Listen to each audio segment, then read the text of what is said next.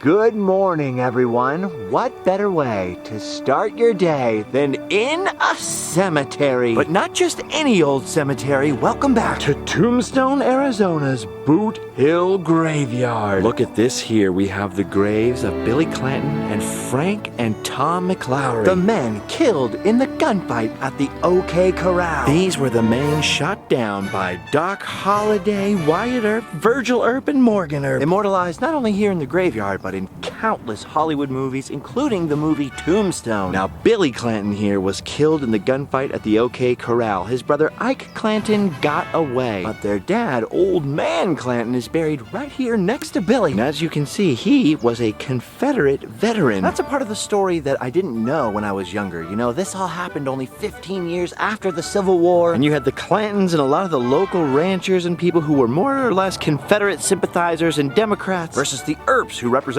progress in business and were mostly Republicans and Union veterans. They were very much opposite types of people. It was inevitable that they would clash. I love Boot Hill. It's an old actual cemetery slash tourist attraction full of all kinds of interesting graves. Here's another very important grave in the Tombstone story. Marshal Fred White. He was shot by Curly Bill Brocious on the streets of Tombstone. Look at this. Since he's a fallen peace officer, the Fallen Peace Officers Association leaves him wreaths. People also put money on his grave. Just a few graves down from Fred White, you've got maybe the most famous wooden headboard or tombstone, whatever you want to call it, in the West. Lester Moore. Here lies Lester Moore. 4 slugs from a .44, no less. No more. I have seen this grave marker replicated in more Halloween shops and hokey tourist attractions than I can even count. Down here you have a couple of unknown graves. Here you have someone killed by Apaches. Here you have someone who got murdered. Over here you have the grave of a bear. And over here, a guy who was hanged. Another murder. Shot, murdered.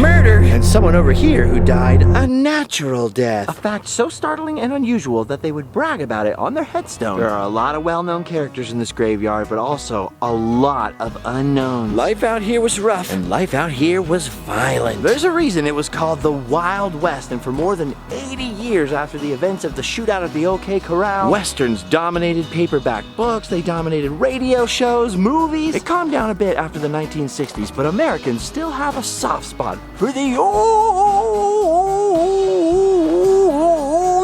West. Alright, we're now gonna do something that none of these people can do. We're gonna walk out of this cemetery and up into town. Ooh, not very busy today in Tombstone, huh? Let me just state for the record that any town that would turn its beloved graveyard into a $3 tourist attraction would rank pretty high in my book. But I've always had a special place in my heart for Tombstone. It's the perfect mixture of touristy businesses, weather-beaten hand-painted stuff, wooden sidewalks and crazy characters, and of course, actual history. Look at this. This is Big Nose Kate's Saloon today. But way back in the before time, in the long ago, it was the Grand Hotel. It burned down twice, but on the ground floor, the adobe facade with these arched entryways, those are original. The Earps went in there, the Clantons went in there, the McLaurys. A lot of the buildings, or at least parts of the buildings, date from the time or right after the time of the gunfight at the OK Corral. I probably first got into the story by watching Tombstone, like a lot of other people. I mean, come on, Kurt Russell, Val Kilmer. Then I started reading books about it, and the books never agreed. People are still arguing about this 30-second gunfight that happened in October of 1881, somewhat near the OK Corral. If you see the outside of the OK Corral here, which is still standing, by the way, the gunfight actually happened kind of over there, 6 doors down and behind it. But after the famous movie Gunfight at the OK Corral, it was always referred to that ever since. I cannot visit Tombstone without peeping at the OK Corral. You can still come back here and see the actual horse corrals where Doc Holliday, people like that, parked their horses and had them taken care of. Certainly the Clantons and McLaurys, or the Cowboys as we know them today, definitely used this horse parking lot because it was through the back entrance of the OK Corral that they headed towards a boarding house where Doc Holliday was staying. Just gotta head through this weird walkway here into their back property, which is sort of a skew of the main OK Corral, and you can head over to the actual gunfight site. Wow, this is it. This is roughly where it happened. This is the map that Wyatt Earp himself drew later of the gunfight incident, and since that right there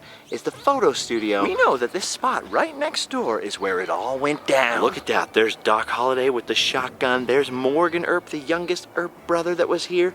Virgil Earp, and of course, Wyatt right up front. And here you've got Billy Clanton, Ike Clanton, and right behind him, the McClowrys. Now the McClowrys and Billy Clanton, they died in this gunfight. Ike swore he was unarmed, and he ran up to Wyatt during the gunfight, which is crazy that Wyatt had the presence of mind not to shoot him. Wyatt famously said, "Fighting's commands, get to fighting or get away," and Ike took off. Virgil Earp, Morgan Earp, and even Doc Holliday were all wounded to various degrees in the gun battle, but Wyatt Earp, not a scratch. And it wasn't just that fact, but also the fact that apparently under fire, he was always as cool as a cucumber. He never really moved. He very slowly took aim and deliberately fired his gun, so he was known as being pretty fearless. One thing that always blows my mind when I come here is look how close they were all standing to each other. I mean, seriously, really ridiculously close. 30 seconds of gunfire happening in a group of guys standing this close together. It's amazing that more of these guys didn't get killed. Oh, someone pushed the button. Can you hear the narrator talking? These guys lift up their arms and do crazy stuff during this. Seeing mannequins duel it out is pretty cool, but you know what's even better is that just a few feet away from the mannequins doing this, you can watch real humans reenacting the gunfight.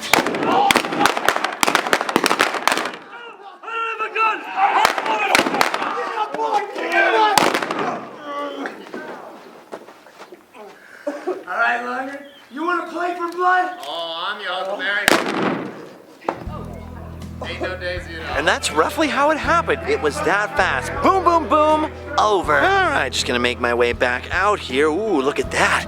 It's Champion. I've always wanted to own one of these things, and I have no idea why. Now, I always stop in to see the OK Corral. How could you not? I mean, that's where it all went down. But there's one place I always forget to go because they never show it in the movies, and that is the good old Courthouse. Oh yes, even back then in the Wild West, you couldn't just shoot a bunch of people without having a trial afterwards. I always assumed this courthouse is where the cowboys tried to bring the Earps up on murder charges, but apparently the courthouse wasn't built until the next year. Still, I guess it's worth checking out. Well, the courthouse anyway. Gotta go upstairs for the courtroom. Ooh, wow, look at this courtroom, man. They heard some crazy murder trial stuff here. They heard all kinds of cowboy and minor complaints. Old West justice was meted out here. Even though it didn't happen in this building, you should definitely read up about the hearing for the OK Corral. Wyatt Earp testified, Doc Holliday. Judge Spicer heard 30 days of testimony before he decided there was no basis for a trial and the Earps were off the hook. If you read up about the hearing, there was some pretty dramatic stuff. Nowadays, this whole courthouse is a museum. You can learn all about the local pioneers out here, See their photos and look at all their stuff. Uh-oh, there's an opium pipe. Everybody knows about the Earps and the cowboys, but it's weird to think of the fact that kids lived in Tombstone too. Ooh, the exhibits aren't just all about the townies. Look at this. Got all kinds of displays about the cattlemen and the rangers out here as well. Pretty cool. Local history upstairs. And then back downstairs, some exhibits on the more familiar characters in the whole Tombstone saga. Ooh,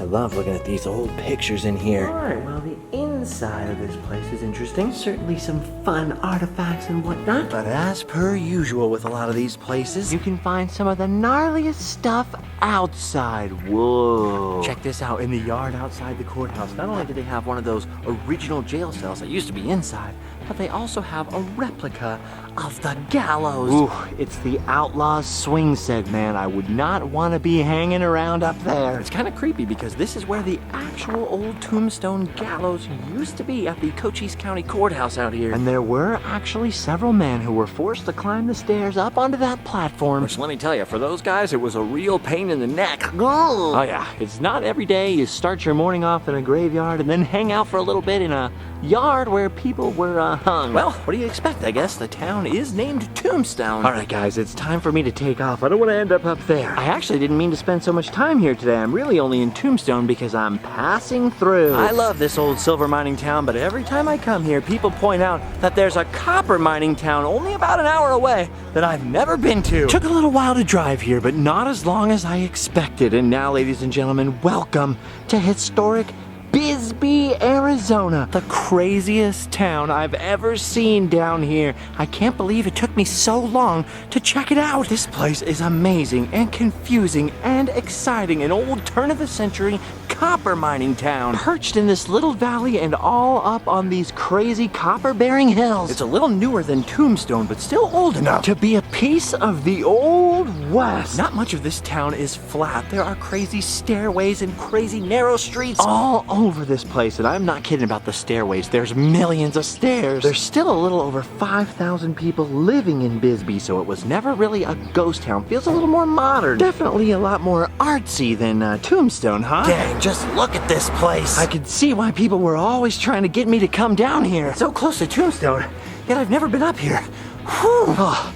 why didn't anyone warn me about all the stairs? I've been in a lot of vertical mining towns before. Virginia City, Jerome, Arizona. But Bisbee still stands out. Look at that. That's almost a 2-story drop through that grate there. Ooh, better avoid that one. Look at this. There's the roof of a bar right next to us up on the street. Look at that. You got houses way up there above that wall. Then their next door neighbors are down here. Then their next door neighbors are down there. My first impression of this place, very, very, very overstimulating. That's for sure. Wow, I notice a lot of old, unused hotels around here. Just goes to remind you that between the 1880s and basically World War II, thousands and thousands of men and women and children poured into this region for the opportunities that came along with pulling minerals out of the ground. This place is so interesting. Look at this. The old jailhouse was turned into the Jailhouse Inn. Anyone looking for an investment opportunity? I believe it's for sale. Whoa, look at this alley next door. It's like something out of a movie, huh? That's crazy. And nothing is level, nothing is flat, everything's a little cattywampus. No wonder tourists love it and artists love it and hippies love it. What an unusual place. Ooh, look at that street sign.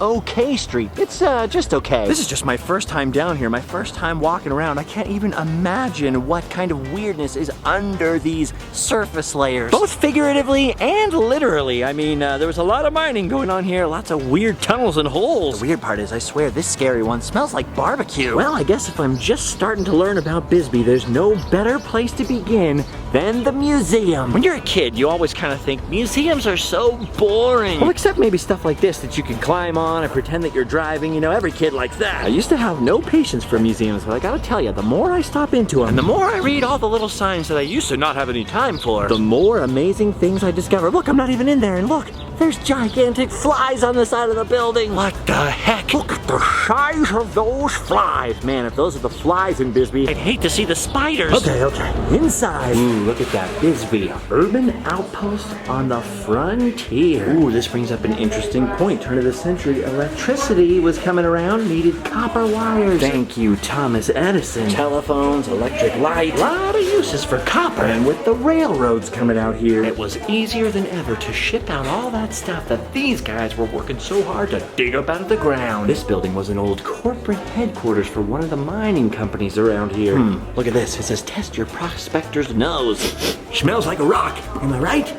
Yes. Whoa, how about this? I thought Bisbee looked crazy before, but look at it back at its heyday with all the cool old signs. Awfully bizarre looking. Wow, there's a lot of sick looking old stuff in here, including this mannequin representing a Serbian immigrant. My great uncle Lou was Serbian. I don't remember him wearing an outfit like this though. Oh wow, check out the setup in here. Look, a human head. Another human head. Oh, I see. This is a thing about minorities that were living down here. So here you have an African-American gentleman and an immigrant from China or overseas. You're supposed to line your face up in the glass with their face. Helps you realize we're all just human. There was a lot of discrimination back then. I mean, almost everyone was brave for coming out here and roughing it out in these conditions, but these people were extra brave because they not only had to deal with the elements and the dangers of mining and all that, but the human dangers too. A human arm. What the heck is up with this place? I guess the point they're trying to drive home is that it was very dangerous working underground. I used to be in a punk rock band, so technically I worked underground too. Get it? Underground, like music? I don't think that's funny. Now leave me alone. I got some hammering to do. Testy. Oh, here's another guy working underground. He's definitely not writing a fanzine. I think he's trying to tunnel his way up and get home. Ooh. What is that? That, ladies and gentlemen, is a murderer if I've ever seen one. Just look into his eyes. Look at those creepy gloved hands. Ma'am, you might want to watch your purse around this guy. I don't trust him. That's the love of my life. You watch your mouth. Look at this. There's all kinds of stories about strikes and kidnappings. Things got pretty crazy around here. Especially during soapbox derby season. With all these hills around here, you know they take that very seriously. All right, let's see what else is down here.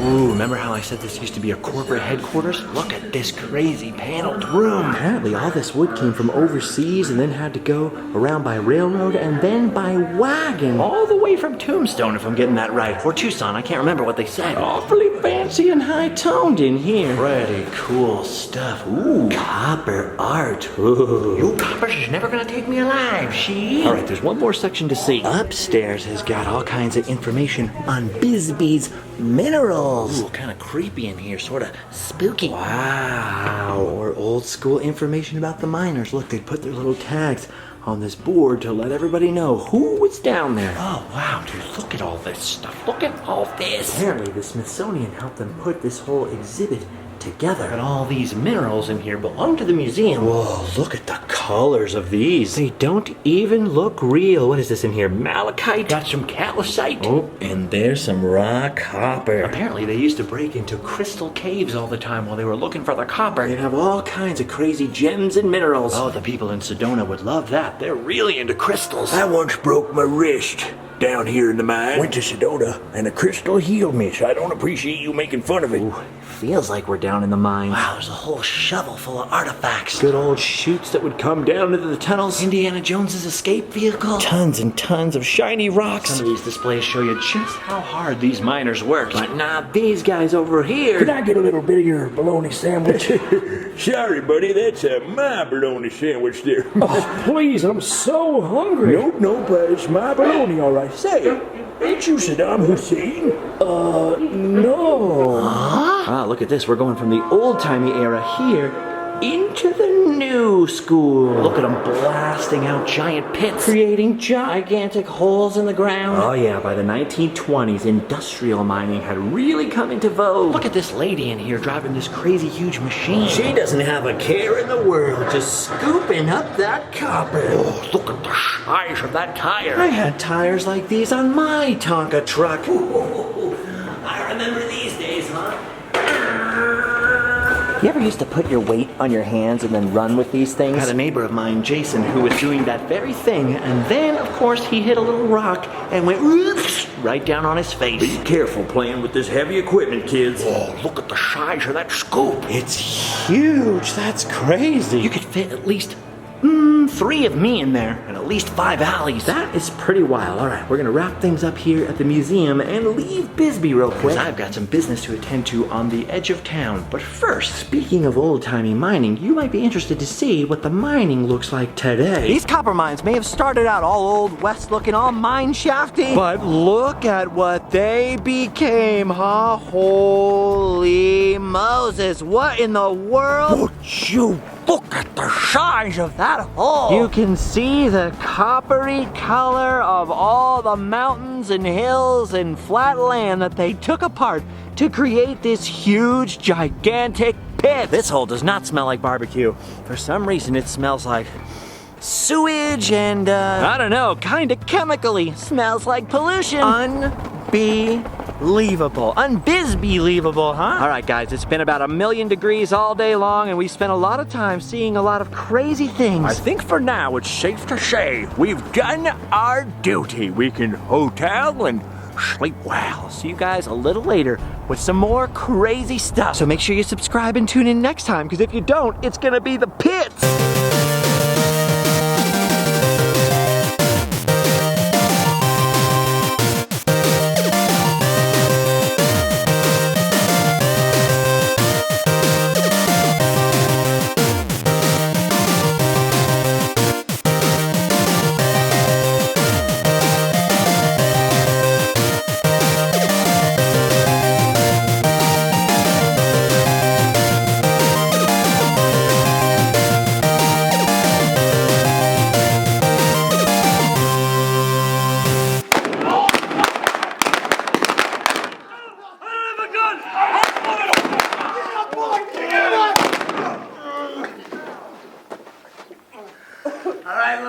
You wanna play for blood? Oh, I'm your Uncle Mary.